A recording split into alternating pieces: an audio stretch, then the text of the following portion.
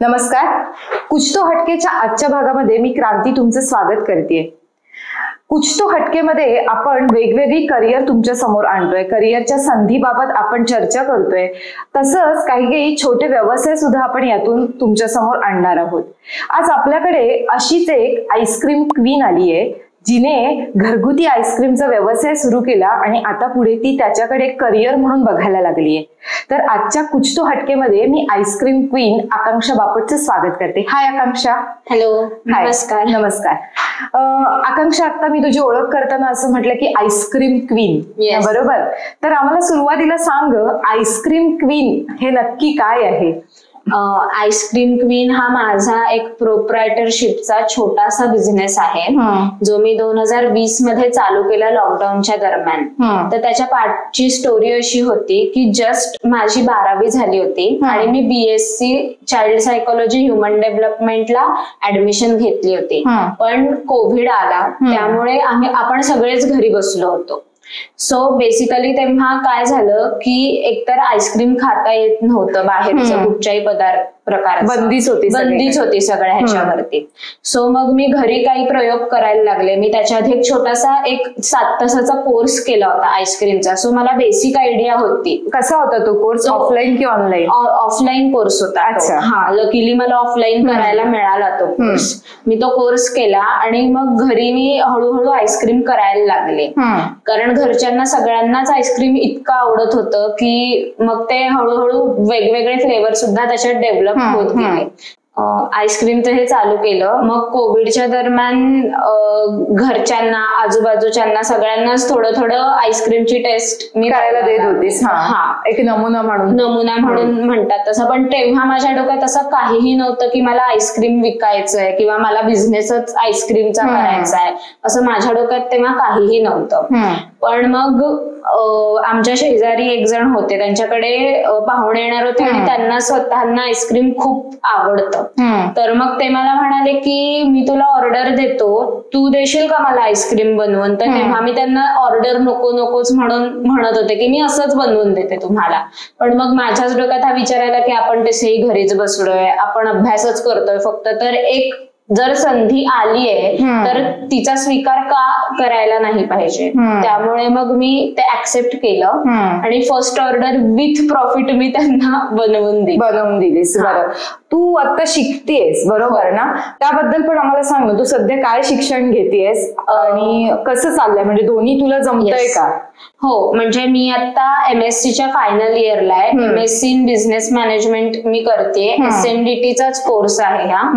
आणि हा कोर्स मी ह्याच्यासाठी निवडला की जेव्हा मला ही गोष्ट लक्षात आली की नाही, मला फुल फ्लेज आता आईस्क्रीम मध्येच करिअर करायचंय, तर त्याच्यासाठी मला बिझनेसची जोड असणं खूप महत्वाचं वाटतं. बिझनेसच्या शिक्षणाची जोड असणं महत्वाचं वाटतं, कारण माझी बॅकग्राऊंड ही सायकोलॉजीची असल्यामुळे मला फारसा बिझनेस बद्दलचं जे ज्ञान हवं होतं ते नव्हतं माझ्याकडे. त्यामुळे मग मी हा डिसिजन घेतला की आपण हा कोर्स अवेलेबल आहे, त्यामुळे मग आपण हा कोर्स करूया. आणि त्याचा फायदा मला असा झाला की आमचं कॉलेज आम्हाला इतकं जास्त सपोर्ट करतं बिझनेस करण्यासाठी की त्यांनी आम्हाला फंडिंग दिलेलं आहे. मोठ्या मोठ्या लोकांसोबत आमच्या भेटी होतात. आमच्या क्षेत्राबाबतच्या इंडस्ट्रीज मध्ये आम्हाला इंटर्नशिप सुद्धा करायला मिळते, चांगली 2-2, 3-3 महिन्याची. त्यामुळे त्या कोर्सचा बेनिफिट मला स्वतःला खूप झाला. म्हणजे तुझा पुढे व्यवसाय वाढवण्यासाठी तुला त्याचा उपयोग होतोय. बरं, मला सांग, तू कोविडमुळे किंवा अशी तुला सहज एक संधी मिळाली, करून बघूया म्हणून तू या व्यवसायामध्ये आलीस, बरोबर? पण जनरली जर एखाद्याने ठरवलं, आता तुझ्याच वयाच्या मुलांनी ठरवलं की मला स्टार्टअप म्हणून माझा आईस्क्रीमचा व्यवसाय सुरू करायचा आहे, तर कुठच्या गोष्टींची तयारी त्याच्याकडे असावी लागते आणि त्याला करावी लागते? बेसिकली आईस्क्रीम करायचं झालं तर तुम्हाला असं काही घरच्या घरी आईस्क्रीम करायचं झालं तर फार काही मोठ्या इक्विपमेंट्सची गरज नसते. अगदी बेसिक घरच्या इक्विपमेंट्स पासून तुम्ही चालू करू शकता. मग ती फेटणी असू दे किंवा साधे आपले घरचे फ्रीजर सुद्धा तुम्हाला कामाला येऊ शकतात. त्याचबरोबर तुम्हाला रॉ मटेरियल, पॅकेजिंग या गोष्टीचं पण जास्त लक्ष द्यावं लागतं गोष्टींकडे. आणि जेव्हा तुम्हाला आईस्क्रीम डिलिव्हर करायची वेळ येते तेव्हा आईस्क्रीम ही अशी गोष्ट आहे की जी मेल्ट होते आणि मेल्ट झालं की एकदा कस्टमर ते ऍक्सेप्ट करत नाही आईस्क्रीम. त्यामुळे त्याच्यावर लक्ष केंद्रित करणं ही खूप जास्त गरजेची गोष्ट आहे की माझं आईस्क्रीम कुठल्या अंतरावर जात आहे, मग त्या अंतरावर किती वेळ माझं ice cream without a dry ice किंवा विदाउट आईस बॉक्स हे मेल्ट होणार नाही, या सगळ्याची काळजी आपल्याला घ्यावी लागते. आणि तयारी मी जसं तुला विचारलं की काय काही गोष्टी त्याच्याकडे अवेलेबल हव्या, तर त्या काय काय लागतात? एक थोडंफार बेसिक कॅपिटल लागू शकतं, रॉ मटेरियल साठी म्हणूया किंवा फ्रीजर साठी म्हणूया एक कॅपिटल लागू शकतं. त्यानंतर रॉ मटेरियल जर तुम्ही आणताय मग होलसेलर्स कुठे असतात, काय अवेलेबल असतात, कारण होलसेल आणि रिटेल्सच्या प्राइस मध्ये बऱ्यापैकी डिफरन्स असतो आणि तो जर आपण डिफरन्स पकडला ना तर आपली कॉस्ट कटिंग खूप चांगल्या पद्धतीने होऊ शकते. तर त्याचं ज्ञान असणं म्हणजे नॉट ओन्ली आईस्क्रीमच्याच बाबतीत कुठचाही बिझनेस तुम्हाला करायचा आहे ना तर या सगळ्याचं ज्ञान असणं तुम्हाला खूप जास्त गरजेचं आहे. आणि थोडंसं शिक्षणही त्याच्यासाठी आवश्यक आहे असं वाटतं का? म्हणजे आईस्क्रीम कसं बनवायचं ह्याचा कोर्स वगैरे काही करणं गरजेचं वाटतं का तुला? हो, म्हणजे आता वेगवेगळे जे कॉलेज आहेत तिथे हॉटेल मॅनेजमेंटचे कोर्सेस आहेत तर तिकडे आईस्क्रीम साठीचे सुद्धा वेगवेगळे काही कोर्सेस किंवा बेकरी अँड इन्फेक्शनरी मध्ये सुद्धा आईस्क्रीमचे वेगवेगळे कोर्सेस आहेत ते तुम्ही करू शकता. फॉर एक्झाम्पल माझ्या केसमध्ये काय झालं, मी जे आईस्क्रीम बनवत होते त्याच्यामध्ये मला आईस क्रिस्टल होण्याचा प्रॉब्लेम खूप जास्त जाणवत होता. माझी जी ओरिजिनल रेसिपी मी त्यांच्याकडनं शिकून आले होते ती मी मॉडिफाय करत करत करत इथपर्यंत पोहोचलेले आहे. तरी पण माझा हा प्रॉब्लेम सुटत नव्हता की आईस क्रिस्टल्स खूप जास्त होतात आणि आईस क्रिस्टल्समुळे जो काही फ्लेवर असतो ना त्याची चव ही बरोबर येत नाही, आईस्क्रीम पानचट लागतं. तर माझा एक भाऊ आहे तो स्वतः प्रोफेशनल शेफ आहे, तर त्याचा मी सल्ला घेतला की मी काय करू आणि मग त्याने काही मला गोष्टी सांगितल्या, मग मी त्याच्यात बदल घडवून आणले आणि एक नवीन स्वतःची वेगळी रेसिपी तयार करून आता मी ती रेसिपी सगळ्यांना म्हणजे आईस्क्रीम देतेस. बरं, तुझ्या आईस्क्रीम मध्ये वेगळेपण काय? कारण एकतर तू हे अजून तुझं घरगुती स्वरूपात आहे सगळं, तू ऑर्डर्स घेतेस किंवा जसं आपल्या गप्पांमध्ये तू म्हणालीस की कुठेतरी तू स्टॉल्स वगैरे लावतेस तसं, म्हणजे अजून ह्याचं स्वरूप थोडं घरगुती आहे. बाहेर एवढ्या प्रकारचे आईस्क्रीमचे फ्लेवर्स, आईस्क्रीमचे ब्रँड्स उपलब्ध आहेत, मग तुझ्या असं आईस्क्रीमचं वेगळेपण काय आहे की जेणेकरून लोकांना आवडतंय ते? येस, सो बेसिकली माझं आईस्क्रीम फर्स्ट ऑफ ऑल मला सांगायला आवडेल की हे नो ऍडेड शुगर आईस्क्रीम आहे. यामध्ये कुठच्याही प्रकारची ऍडेड शुगर म्हणजे मी नॉट अ सिंगल एक दाणा सुद्धा घातलेला नाहीये साखरेचा. जी काही तुम्हाला टेस्ट येते, गोडवा येतो, तो सगळा तुम्हाला जो मी मटेरियल वापरते त्याच्यातला जो स्वीटनेस आहे त्याच्यात जी काही थोडीफार साखर असेल त्याचाच असतो. त्यामुळे कम्पॅरेटिव्हली माझं आईस्क्रीम हे बाकीच्यांपेक्षा थोडं कमी गोड आहे आणि ते बेनिफिट पण जास्त देतं. दुसरी गोष्ट, माझं आईस्क्रीम मोर मिल्क बेस आहे. माझ्या आईस्क्रीम मध्ये 50% जास्त मिल्क अँड मिल्क प्रोडक्ट्स आहेत. त्यामुळे ऍज युज्युअल हेल्थ साठी सुद्धा ते आईस्क्रीम खूप चांगलं आहे. प्लस त्याच्यामध्ये कुठच्याही प्रकारचे प्रिझर्वेटिव्ह नाहीत, कुठच्याही प्रकारचे ऍडेड सिंथेटिक कलर किंवा फ्लेवर काहीच नाहीये. त्यामुळे नॅचरल बेस आहे आईस्क्रीमचा. त्यामुळे तुम्ही हे आईस्क्रीम अगदी गिल्ट फ्री एन्जॉय करू शकता. त्याच प्रकारे माझ्याकडे युनिक फ्लेवर्स आहेत. बाहेर कुठेही जास्त हे फ्लेवर्स तुम्हाला बघायला मिळणार नाहीत. जसं की पुरणपोळी आईस्क्रीम असेल, पान आईस्क्रीम असेल, रसमलाई आईस्क्रीम असेल, कॉफी वॉलनट आईस्क्रीम असेल, चॉकलेट मध्ये सुद्धा 2-3 प्रकार वेगवेगळे आहेत, तर रेड वेल्वेट आईस्क्रीम असेल, असे भरपूर युनिक प्रकार आहेत. प्लस आम्ही जे फ्रूट आईस्क्रीम बनवतो ते आम्ही लिटरली फ्रूट बाजारातनं विकत घेतो, घरी येऊन त्याचा पल्प काढतो. म्हणजे फॉर एक्झाम्पल जेव्हा आपण सीताफळाचं आईस्क्रीम म्हणतो तर तुम्हाला माहिती नसेल पण सीताफळ ह्याच्यामध्ये कधी कधी पांढऱ्या रंगाच्या अळ्या असतात आणि त्या अळ्या सीताफळ फोडल्या फोडल्या कधीही दिसत नाही. थोडा वेळ गेला 5-1 मिनिटाचा की त्या अळ्या हळूहळू बाहेर यायला लागतात. तर ह्या सगळ्या गोष्टी आपल्याला डोळ्यात तेल घालूनच बघायला लागतात. कारण माझा हा स्वतःचा नियम आहे की जो पदार्थ मी आणि माझे घरचे डोळे बंद करून खाऊ शकतात, अगदी पूर्णपणे विश्वास ठेवून, तोच पदार्थ मला माझ्या कस्टमरला द्यायचा आहे. त्यामुळे मी अगदी या सगळ्या गोष्टींची काळजी घेते आणि चांगल्या प्रकारची फळं अगदी व्यवस्थित त्यांची निगराणी राखूनच मी ती वापरते. बरं, आता हे तू सगळं करतेस तर ह्याच्यासाठी तुझ्याकडे कोणी मदतनीस असं आहे की तू एकटी सगळं मॅनेज करतेस की घरच्यांचा सपोर्ट आहे? नाही, हो, माझ्या घरच्यांचा खूपच सपोर्ट आहे. Actually this is one man army, one man show आपण ह्याला म्हणू शकतो. पण जेव्हा जेव्हा गरज पडते, जेव्हा असं वाटतं की गोष्टी आता हाताबाहेर जात आहेत, माझ्या एकटीच्या कंट्रोलच्या बाहेर आहेत, तेव्हा माझे घरचे म्हणजे माझे आई बाबा, माझी 90 वर्षाची आजी आहे ती मला मदत करते, माझे काका काकू माझ्या जवळ राहतात. नॉट ओनली फॅमिली मेंबर्स पण माझी मैत्रीण सुद्धा, जी माझी लहानपणापासूनची शाळेची मैत्रीण आहे, ती सुद्धा वेळ आली तर माझ्या स्टॉलवर येऊन मला मदत करते. त्यामुळे तुमची इच्छाशक्ती जास्त खूप असेल ना तर मदत करण्यासाठी 10 हात आपल्याला नेहमी असतात. बरं, हे ठीक आहे. आता हे तू एक करिअरचा ऑप्शन निवडलायस आणि तू आईस्क्रीम, आता तुझं म्हणजे आईस्क्रीम क्वीन हा ब्रँड हळूहळू डेव्हलप होईल. पण जेव्हा तू कोविडमध्ये शिकलीस आणि आता मला हळूहळू ह्यामध्ये उतरायचं आहे असं घरी सांगितलंस, काय होतं ग घरच्यांच्या प्रतिक्रिया आणि कसं काय, म्हणजे तुला इझिली असं सपोर्ट केला की थोडंसं कुठेतरी पालकांनी पण अडवलं, असं काही झालं का? हा, बेसिकली फॉर्च्युनेटली माझ्या घरी बिझनेसचं वातावरण आहे. माझं काय म्हणतात संगोपनच हे बिझनेसच्या वातावरणात झालेलं आहे. कारण माझ्या बाबांचा स्वतःचा कार रिपेअरिंगचा बिझनेस आहे, त्यांचं गॅरेज आहे स्वतःचं.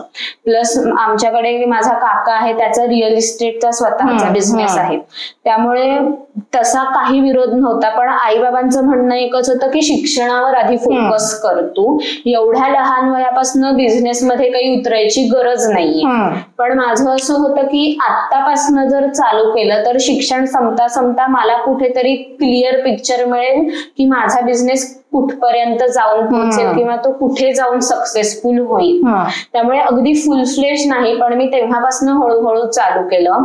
माझ्या आई बाबांना हे वाटत होतं की हा, हे बिझनेसचं भूत आहे, कुठेतरी आता बघितलेलं आहे, सो मग हे काही थोड्या दिवसांनी उतरून जाईल, थोडे महिन्यांनी उतरून जाईल. पण माझी मेहनत माझ्या आई बाबांनी 1-2 वर्ष बघितली आणि तेव्हा जेव्हा त्यांना ही गोष्ट रिअलाइज झाली की नाही, हिने हे खरंच मनावर घेतलंय आणि जे काही आहे हे तिला बिझनेस मध्येच करायचंय, सो तेव्हा मग त्यांनी भरपूर सपोर्ट केला मला. त्याच्या आधीही सपोर्ट होताच, पण त्याच्यानंतर त्यांचा सपोर्ट अजूनच वाढला. ग्रेट. बरं, मला सांग, एखाद्या करिअर किंवा व्यवसायात उतरायचं म्हणजे आपल्याला सगळ्यात पहिल्यांदा लक्षात घ्यावं लागतं ते अर्थगणित. कारण ते सगळे ताळमेळ जुळले पाहिजेत, नाहीतर आपला व्यवसाय हा घाटातच जाणार आहे.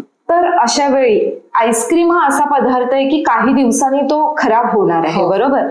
तू ऑर्डर नुसार घेतेस, पण स्टॉलच्या ठिकाणी जाताना असं नाही होत की किती कस्टमर येतील किंवा किती आपलं आईस्क्रीम विकलं जाईल ह्याचं आपण काही गणित आधी बांधू शकत नाही. मग हे कसं सगळं जमवलं जातं? म्हणजे एकंदरीत तू जेवढा खर्च करतेस तेवढं तुझं आईस्क्रीम विकलं गेलं तर वेल अँड गुड.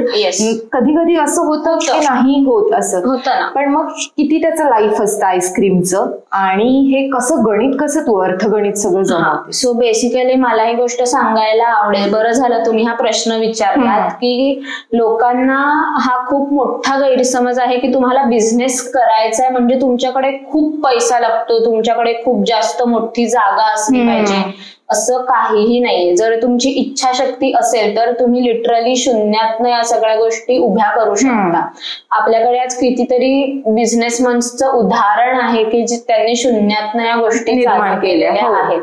तसंच मी जेव्हा बिझनेस चालू केला तेव्हा माझी इन्व्हेस्टमेंट, खोटं वाटेल तुम्हाला, पण फक्त 2000 रुपये होती. बेसिक जे रॉ मटेरियल मी म्हंटल ते मला आणायला जे पैसे लागले तेवढ्या पैशांवर मी तो बिझनेस चालू केला. आणि तुम्ही स्टॉलचा प्रश्न जो विचारला, तर जेव्हा आपण स्टॉल बुकिंग करतो ना तर साधारण आपल्याला स्टॉलच्या भाड्यातनं अंदाज येतो की इथे किती फुटफॉल असू शकतो. जर स्टॉलचं भाडं हे कमी असेल तर तिकडे फुटफॉल कमी येण्याची शक्यता जास्त असते. स्टॉलचं रेंट हे जास्त असेल तर फुटफॉल हा जास्त येऊ शकतो. पण सेफर साईड मी जे स्टॉल धारक असतात किंवा जे स्टॉल ऑर्गनायझर्स असतात त्यांच्याकडे जाऊन विचारते की तुमचा अप्रॉक्सिमेटली फुटफॉल हा काय असू शकतो. जर त्यांनी मला 1500 किंवा 1000 हा फुटफॉल सांगितला तर साधं गणित आहे की जर 1000 लोक येणार असतील तर 1000तले 1000 काही आपल्याकडनं आईस्क्रीम येणार नाही. त्यामुळे मग त्या हिशोबाने किती आईस्क्रीम बनवायचं. बरे ठीक आहे, मी 1000 लोकांसाठी 400 कप आईस्क्रीम बनवलं. 2 दिवसाचा स्टॉल असेल तर एका दिवसाला 200 कप विकले जातील, हे माझं गणित आहे. पण सपोज 300 कप एका दिवसाला विकलं गेलं तर माझ्या घरी रॉ मटेरियल एवढं तयार असतं की मी रात्री येऊन आईस्क्रीम बनवते. बऱ्याचदा असंही होतं की मी स्टॉलवरनं रात्री 12 वाजता घरी येते, पुढे 2 वाजेपर्यंत मी आईस्क्रीम बनवते आणि ते सेट झाल्यावर मी दुसऱ्या दिवशी स्टॉलला परत ते आईस्क्रीम घेऊन जाते. तर याचं गणित बसवणं हे थोडं चॅलेंजिंग आहे, पण जर तुम्हाला ते नीट बसवता आलं तर खूप फायदा होतो. बरं, मग मला तू सांग, आता हा तू जर म्हटलंस की तुझा नॅचरल आईस्क्रीमचा ब्रँड आहे, बरोबर, पण मग त्या आईस्क्रीमची जी गोडी आहे ती गोडी खरंच येते का नॅचरल ह्याच्यामुळे, की असं आहे की तुला काही ना काहीतरी आर्टिफिशियल थोडा त्याला टचअप द्यावा लागतो? नाही, आता फॉर एक्झाम्पल सांगू तर जेव्हा आपण गुलकंद आईस्क्रीम बनवतो तर गुलकंदामध्ये गोडवा जास्त असतो, पण गुलकंदाचा फ्लेवरच गुलकंदात कमी असतो. जेव्हा एखादी गोष्ट आईस्क्रीम मध्ये मिक्स होते ना तर ती डायल्यूट होते, कॉन्सन्ट्रेट असते ती डायल्यूट होते. त्यामुळे मग अशा काही गोष्टींसाठी आम्हाला आर्टिफिशियल नाही पण नॅचरल इसेन्स हा वापरायला लागतो. बरोबर. आता तू एकीकडे BSc केलं सायकोलॉजी मधनं, बरोबर, नंतर तू आईस्क्रीम कडे म्हणजे आलीस, त्यानंतर आता बिझनेस, हे सायन्स, त्याच्यानंतर हे बिझनेस, ह्या सगळ्या शिक्षणाचा उपयोग तुला ह्याच्यासाठी कशा पद्धतीने होतो ग? म्हणजे सायकोलॉजी किंवा त्याच्यानंतर तुझा आता बिझनेसचा तर ऑब्व्हियस होणार आहे, पण BSc इकडून झालाय तर त्याचाही उपयोग काय होतोय का तुला? हो, मला खूप उपयोग होतो सायकोलॉजीचा, कारण कस्टमर कडे बघण्याचा दृष्टिकोन आपला बदलतो. आपण ज्या माणसांबरोबर डील करणार आहोत त्यांची बॉडी लँग्वेज मी पटकन काय म्हणतात समजून घेऊ शकते. समोरच्या इंटरेस्टचा मला अंदाज लवकर येतो की, किंवा असंही कधी कधी होतं की समोरचा त्याचा फायदा बघण्यासाठी आपला किंवा आपल्या बिझनेसचा वापर करून घेऊ शकतो. तर त्या गोष्टीचा अंदाज मला लवकर येतो. समोरच्या बॉडी लँग्वेज किंवा आपण म्हणतो त्याची बोलण्याची जी पद्धत असते त्यांची थॉट प्रोसेस लवकर लक्षात येते. आता तुझा हा जो ब्रँड आहे आईस्क्रीम क्वीन, कुठच्या माध्यमांचा वापर करतेस तू लोकांपर्यंत पोहोचण्यासाठी? कारण सध्याच्या काळात जोपर्यंत आपण कुठचंही प्रोडक्ट जास्तीत जास्त शो करत नाही तोपर्यंत आपल्याकडे ग्राहक येत नाही, कारण विविध ऑप्शन्स बाहेर असतात. म्हणून मग तुझी काय पद्धत आहे म्हणजे, आणि त्या माध्यमांची गरज तुला वाटते का? हो, अगदी. सोशल मीडिया हे तर मेन माध्यम आहे. त्यामुळे सोशल मीडिया आपल्याला अनेकांपर्यंत पोहोचायची मदत करू शकतो, पण त्याचा योग्य वापर आपण कसा करतोय हे आपल्या हातात आहे. मी इंस्टाग्रामवर माझं स्वतःचं पेज आहे किंवा आपण म्हणतो व्हॉट्सअपवर ब्रॉडकास्ट लिस्ट असते त्याच्यावर मी पाठवते. पण मला हे मी निक्षून सांगेन की सोशल मीडिया असेल किंवा काहीही असेल, तुम्ही हे कितीही वापरलत ना तरी पण तुमच्या बिझनेस मधली ऑथेंटिसिटी कस्टमरला बोलवून आणते. Mouth publicity is the best way की आपल्याकडे कस्टमर येईल. त्याच्यासाठी काय पाहिजे तर तुमचं प्रोडक्ट चांगलं पाहिजे. आपल्याकडे विचारत लोक येतात की तुमचं आईस्क्रीम मी इकडे खाल्लं होतं किंवा अमुक माझ्या नातेवाईकाने मित्राने आईस्क्रीम खाल्लं होतं तर आम्हाला पण हवंय. हे खूप योग्य आहे, कारण एखाद्या गोष्टीचा ओरडून आपण पण समोरच्याला ती गोष्ट पटलीच नाही तर काय फायदा त्या मार्केटिंगचा. आजकालच्या लोकांना असं वाटतं की मार्केटिंगवर भरपूर पैसे खर्च करा तुमचा बिझनेस भरपूर वाढेल, असं अजिबात नसतं. ओके. आणि आता तू वेगवेगळे प्रयोग करतेस सध्या की नवीन काहीतरी फ्लेवर, हे तुझं सतत सुरू असतं. मग त्याचा अभ्यास कसा असतो तुझा आणि त्याच्यासाठी तुला गायडन्स कुठून मिळतो की हे ट्राय करून बघूया किंवा हे काय करूया? त्याच्यासाठी खरं बघायला गेलं तर सोशल मीडिया मला जास्त मदत करतं. कारण मध्यंतरी बघायला गेलं तर आपल्याकडे बोबा टी म्हणूया, पॉपिंग बोबा, टॅपिओका बोबा असे भरपूर बोबाचे प्रकार निघाले फक्त सरबतामध्ये. तिकडनं मला आयडिया मिळाली, अरे आपण हे बोबा जर आपण आपल्या आईस्क्रीम मध्ये ऍड केले तर किती छान वाटते. आणि तो माझा प्रयोग खूप सक्सेसफुल झाला. मग अशी तुम्ही फ्लेवर्सचं विचारलं, त्यात मी सांगायला विसरले की काय नवीन आहे. तर हा नाविन्य आहे की मला नाही वाटत की आईस्क्रीम मध्ये बोबा अजून कोणी देत असेल.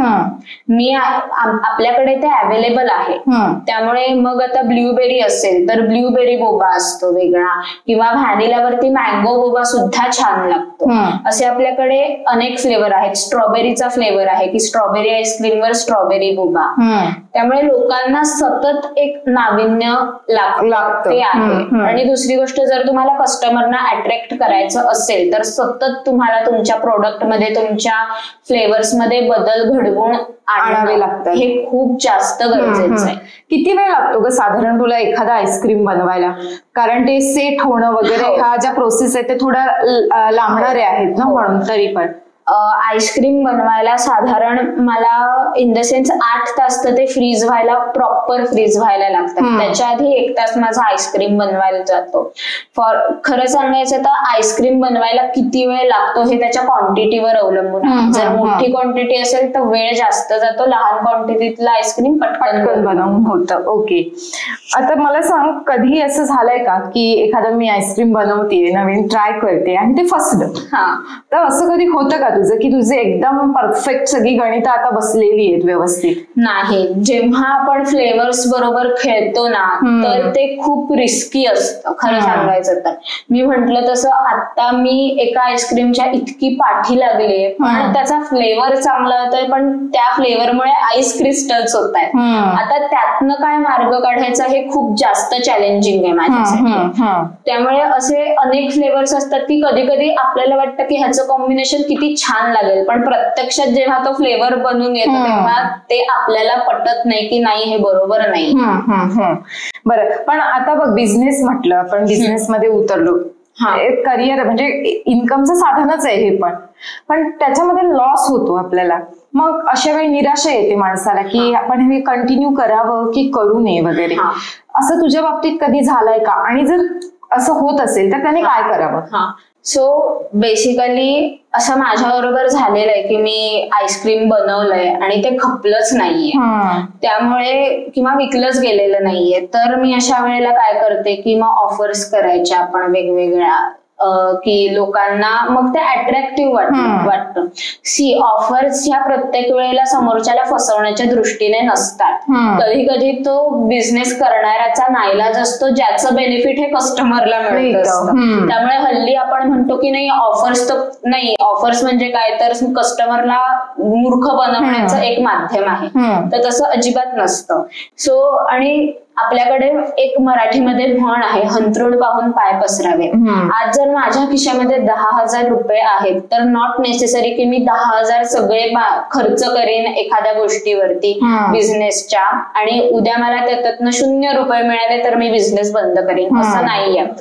गणित असं असावं की आज माझ्याकडे 10,000 रुपये आहेत तर त्यातले मी 5,000 खर्च करेन, म्हणजे लॉस झाला तरी माझ्याकडे 5,000 हातात शिल्लक आहे. त्यामुळे नैराश्य येत नाही. आणि आलं तर मग काय कर, तुझे फंडे काय आहेत? आलं तर मग मी आईस्क्रीम विकते. It's my motivation. तुला आवडतं का आईस्क्रीम खायला? खूप. हो, मला खूप आवडतं.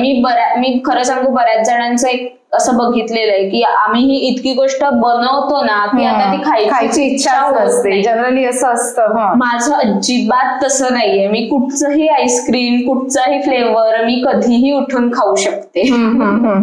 कोणते कोणते फ्लेवर्स आहेत का तुझ्याकडे, आणि तुझा एकदम हिट फ्लेवर कोणता आहे? माझ्याकडे कॉफी वॉलनट, गुलकंद, केशर पिस्ता, रसमलाई जसं मी सांगितलं, चॉकलेट ब्राउनी आहे, चॉकलेट चोको चिप्स आहे, प्लेन चॉकलेट आहे, त्याच्यानंतर ब्ल्यूबेरी आईस्क्रीम आहे, स्ट्रॉबेरी आहे, चिक्कू आईस्क्रीम आहे, सीताफळ आहे. हे सगळे आपल्या सीझनल फ्लेवर्सची, पण ते सीझनलच सीझनलच असतात. ओके, हे म्हणजे कायम नाही, अवेलेबल नसतात. नंतर नॉर्मल फ्लेवर्स सुद्धा आहेत, व्हॅनिला वगैरे फ्लेवर्स आहेत, पण ते माझ्या मेन्यू कार्ड मध्ये लिस्टेड नाहीये. जर बाहेरून मला कोणी विचारलं तर ते मी देते. ओके. आणि ऑर्डर्स ज्या तुला येतात आता त्या कुठून कुठून येतात? म्हणजे आता तू समजा सोशल मीडियाला टाकलंयस, एखादी तुझी पुण्याची पण मैत्रीण असेल, तिने बघितलं, पण तू पुण्यापर्यंत तर ते नाही पोहोचू शकत कारण तू मुंबईत आहेस. पण ओव्हरऑल मुंबईमध्ये तू डिलिव्हरी करतेस का? हो, मी ओव्हरऑल मुंबईमध्ये डिलिव्हरी करते. त्याचे 2 प्रकार आहेत. एक म्हणजे जर कस्टमर डिलिव्हरी चार्ज द्यायला तयार आहे तर मी पोर्टर करते, त्यात माझा वेळ वाचतो. पण जर कस्टमरला डिलिव्हरी चार्ज पे करायचे नाहीये तर मी त्यांना ऑप्शन देते की मी तुमच्या नियर बाय स्टेशनला येते, तर तुम्ही तिकडनं आईस्क्रीम कलेक्ट करा. म्हणजे तेवढं माझ्यासाठी पण ते कॉस्ट इफेक्टिव्ह पण आणि कस्टमरला तर डिलिव्हरी फ्री मिळते. बरोबर. पण मला तू सांग, आता हे झालं गणित, हे तू आईस्क्रीम बनवणं झालं, पण ते विकणं ह्याच्यामध्ये सुद्धा एक प्रकारचं वेगळं कौशल्य आहे, बरोबर ना? मग टायअप करणं काही जणांशी आलं, होलसेलर जसं तू म्हटलंस की त्यांच्याकडून साहित्य उपलब्ध करणं त्यांच्याशी, पण हे सुद्धा गोष्टी आपल्याला ह्याच्यासाठी माहिती असाव्या लागतात. मग त्याच्यासाठी काय कुठच्या कुठच्या गोष्टींकडे लक्ष असावं लागतं ते पण सांग ना. म्हणजे आता मला ही गोष्ट सांगायला आवडेल की एखादं प्रोडक्ट मला चांगलं बनवता येतंय ह्याचा अर्थ असं नाही की मला ते चांगलं विकता येतंय. त्यामुळे मी असे अनेक जण बघितलेले आहेत की अरे मला ही गोष्ट चांगली येतेय तर मी आता ही विकेन तर माझा बिझनेस होईल. नाही, विकण्यासाठीचं म्हणजे मेन बिझनेस करण्यासाठीचं ज्ञान हे खूप वेगळं असतं आणि ते तुम्हाला येणं, अवगत असणं हे खूप जास्त गरजेचं असतं. त्यामुळे आता मला डिस्ट्रीब्युशनसाठी किंवा आपण म्हणतो मॅन्युफॅक्चरिंग वर मेनली माझ्या क्वालिटीवर हे खूप जास्त लक्ष द्यावं लागतं. कारण आता एकदा तुम्ही माझं कॉफी वॉलनट आईस्क्रीम खाल्लंय, ते तुम्हाला आवडलंय, तुम्ही पुढच्या वेळेला ते माझ्याकडनं मागवलं, पण त्यात जर कॉफीची मात्रा वर खाली असेल तर तुम्ही काय म्हणणार, अरे मागच्या वेळेचं जास्त चांगलं होतं, या वेळेचं काही एवढं चांगलं वाटत नाहीये.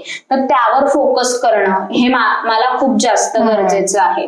किंवा रॉ मटेरियल आपण होलसेल मधनं आणतो तर ते होलसेलर्सना शोधणं it's a very challenging process for me. कारण होलसेल आणि रिटेलच्या भावात खूप जास्त फरक पडतो. परत असं नाहीये की होलसेलर म्हटलं की तुमचं प्रत्येक वेळेला डील त्याच्याबरोबर होईलच. कारण फॉर एक्झाम्पल आता मला 100 कपाची गरज आहे, धरून चला 500 कपाची गरज आहे, पण होलसेलर म्हणणार नाही मी तर तुला एका वेळेला 15,000 कप देणार, पण माझ्याकडे त्या स्टोरेजसाठी जागाच नाहीये, तर मी 15,000 कप घेऊन करू तरी काय? बरोबर. त्यामुळे अशा भरपूर अडचणी असतात ज्यांना तुम्हाला मार्ग काढत पुढे जावंच लागतं. या गोष्टींची तयारी पण ठेवावी लागते. म्हणजे अगदी होलसेलर असो किंवा तू विकणार ते प्लॅटफॉर्म पण असो, म्हणजे असं तू काही किचन्सना वगैरे पण सप्लाय करतेस काय? हळूहळू आता आपण ते चालू केलंय की आपण किचन्सना सप्लाय करतो. त्याच्यावर पण हा मुद्दा येतो की ते तुमच्या ब्रँडने विकणार की ते त्यांचं स्वतःचं नाव लावणार. तर मी त्यांना इन्सिस्ट हे करते की तुम्ही माझं नाव लावा, भलेही तुम्ही मार्जिन घ्या. कारण काय होतं माहितीये, जर तुमच्या ब्रँडचं नाव दिसलंच नाही कोणाला, प्रोडक्ट आवडून त्याचा काहीही फायदा होत नाही जोपर्यंत तुमचा ब्रँड लोकांपर्यंत जात नाही. तर तुमचा ब्रँड लोकांपर्यंत जाणं ही खूप महत्वाची गोष्ट आहे. आणि घरगुती स्वरूपात सुरू करा किंवा तुम्ही छोटस जागा घेऊन सुरू करा, ह्याच्यासाठी एक लायसन नावाची गोष्ट असते. मग कोणत्या प्रकारचं लागतं ते पण तू सांग ना. आपल्याकडे गव्हर्नमेंटचं लायसन्स असणं हे खूप जास्त गरजेचं असतं. FSSI ज्याला आपण म्हणतो, फसाई लायसन्स ज्याला आपण म्हणतो, ते खूप जास्त गरजेचं आहे. आणि हल्ली ते तुम्हाला ऑनलाईन मिळतं किंवा असे अनेक एजंट्स आहेत की जे तुम्हाला ते लायसन्स करून देऊ शकतात.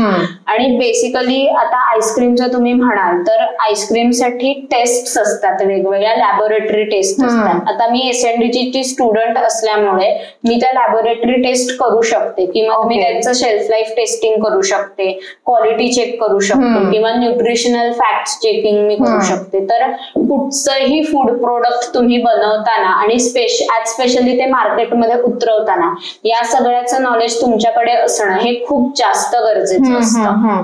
आणि हे तू सगळं करतेस का तुझ्या प्रत्येक आईस्क्रीमच्या बाबतीत? म्हणजे आता मी जे शिक्षण घेते त्यामध्ये हे कंपल्सरी आहे, आम्हाला सब्जेक्ट आहे तुमचं प्रोडक्ट टेस्टिंग करायचं याचा. त्यामुळे आता जेव्हा माझं हे एंड ऑफ द सेमिस्टर येईल तेव्हा तो आम्हाला सब्जेक्ट हा मदत करेन फूड प्रोडक्ट टेस्ट करायला, आणि तेव्हा तू ते करणार आहेस, आणि तेव्हा मी डेफिनेटली करणार.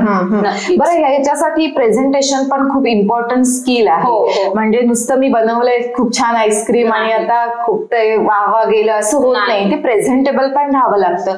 मग त्याच्यासाठीची काय तयारी असणं गरजेचं असतं आपल्याकडे? कसं प्रेझेंट करायचं? का एक लोगो लागत असेल किंवा काही ना काहीतरी असतील आयडियाज, त्याबद्दल पण सांगा. ऍज तुम्ही लोगोचं विचारलं मला, की कुठचंही प्रोडक्ट असू दे तुमच्या लोगोला त्याचं मिनिंग असणं खूप जास्त गरजेचं असतं. की इट्स अ रिलेशन, तुमचा हा लोगो रिलेशनशिप मेंटेन करतो कस्टमर आणि तुमच्यामधला.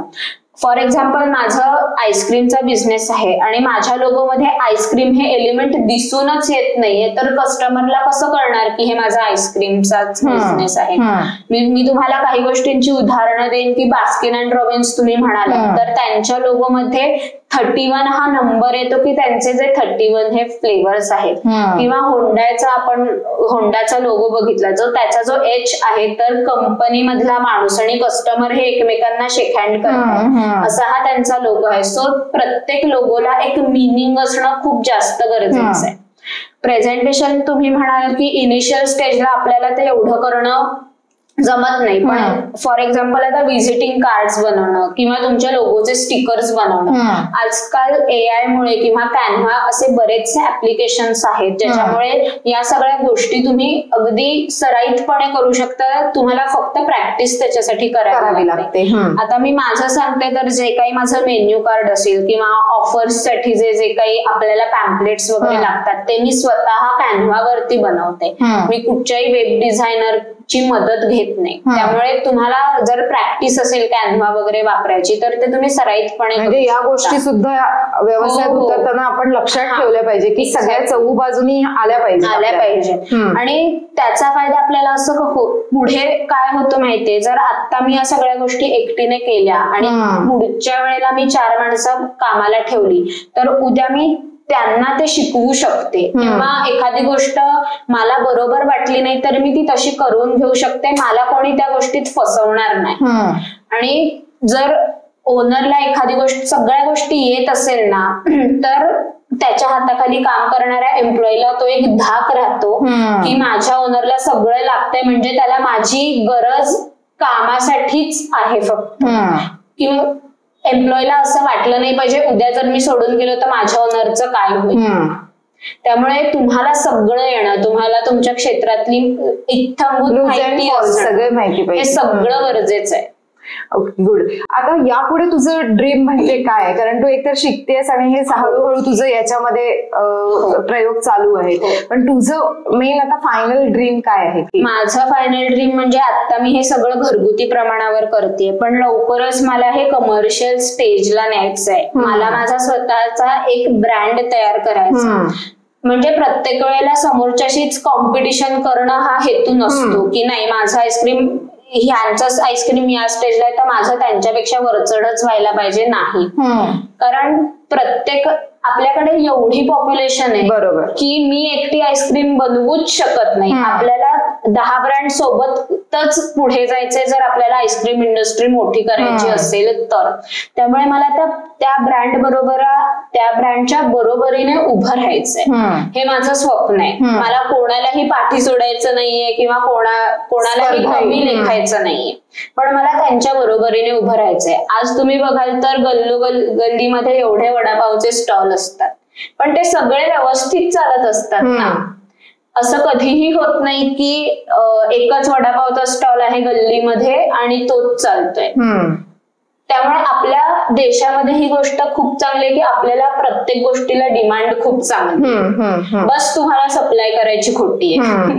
पण आता एवढं सगळं प्रमाणात आईस्क्रीमचे वेगवेगळे शॉप्स आहेत आणि जनरली आपण म्हणतो की आपल्याकडे उन्हाळ्यात आपण आईस्क्रीम खातो, थंडीमध्ये किंवा आपण पावसाळ्यात, पण असं काही आहे का आता राहिलेलं की फक्त त्या सीझन मध्येच आईस्क्रीम जास्त जातं आणि इतर वेळी नाही जात वगैरे, असं काही तुझा अनुभव आहे का? नाही, माझ्या मते तरी नाही. म्हणजे वर्षभर एवढीच मागणी खाऊ शकतो. म्हणजे कदाचित B2C बिझनेस म्हणजे बिझनेस टू कस्टमर मध्ये कदाचित याचा काय म्हणतात परिणाम तुम्हाला जाणवू शकेल. पण B2B म्हणजे बिझनेस टू बिझनेस हे जे गोष्टी असतात त्याला मला नाही वाटत की काही फरक पडू शकतो. कारण मुंबईचं वातावरण असं आहे ना की तिकडे थंडी खूप जास्त पडत नाही आणि पडली तरी ती 10 दिवसाच्या वर टिकत नाही. त्यामुळे आणि आईस्क्रीम हे उन्हाळ्यात खायचं मेन रिझन असतो ते आंबा. कारण लोकांना आंबा हा प्रचंड आवडतं आणि लकीली आंबा आणि आईस्क्रीम ह्याचं कॉम्बिनेशन इतकं चांगलं असतं की आईस्क्रीम त्यात हे बरं. आता आपण हे एका करिअर किंवा व्यवसायाबद्दल बोलतोय. काही मुलं आता त्यांना वाटलं की तुझा हा व्हिडिओ बघून की आपणही असं छोटंसं काहीतरी घरून सुरू करून वगैरे बघूया. एक ताई त्यांची म्हणून तू त्या मुलांना कुठचाही व्यवसाय असो असं मी म्हणत नाही की जस्ट आईस्क्रीमच बनवावा असं नाही म्हणत. ओव्हरऑल कुठचंही त्यांना वाटलं की मी छोटंसं असं घरून करून बघतो तर त्यांना काय टिप्स देशील ग? त्यांनी काय काय गोष्टींचा विचार करावा? तर बेसिकली आपण बघावं की माझं कशामध्ये जास्त लक्ष आहे किंवा माझा कशात जास्त इंटरेस्ट आहे. मग त्यांनी त्या गोष्टी आता नेट आपल्याकडे अवेलेबल आहे तर त्याच्यानुसार की बिझनेस करण्यासाठी आहे ना एक काय म्हणतात तसं एक भिंतीला भेग असते ना तशी एक भेग शोधून काढणं ती भरण्यासाठी खूप गरजेचं असतं. तर मार्केटमध्ये कसली गरज आहे आता ही गोष्ट शोधणं खूप जास्त गरजेचं आहे. तरच तुमचा बिझनेस सस्टेन करू शकेल आणि तो ग्रो करू शकेल. त्यामुळे मुलांनी स्वतःचा इंटरेस्ट त्या इंटरेस्टची गरज खरंच जगात आहे का त्याचा शोध घेणं. मग त्या इंटरेस्टवर तुमच्या इंटरेस्टवर कोण कोण काम करतंय ह्याच्यावर शोध घेणं. त्यांनी मग काय काय केलंय, त्यांचा प्रवास काय आहे, त्यांचं प्रोडक्ट किंवा सर्व्हिस काय आहे याच्यावर लक्ष केंद्रित करणं. आपल्या आईबाबांना विश्वासात घेणं ही खूप मोठी गरजेची बाब आहे. कारण तेच तुम्हाला काय म्हणतात तसं पुढे गाईड करू शकतात किंवा उद्या तुमच्या बिझनेसला भांडवल लागलं, मटेरियल लागलं तर तेच तुम्हाला प्रोव्हाइड करू शकतात. त्यामुळे आई बाबांची ही प्रत्येक गोष्ट तुम्ही डिस्कस केली पाहिजे.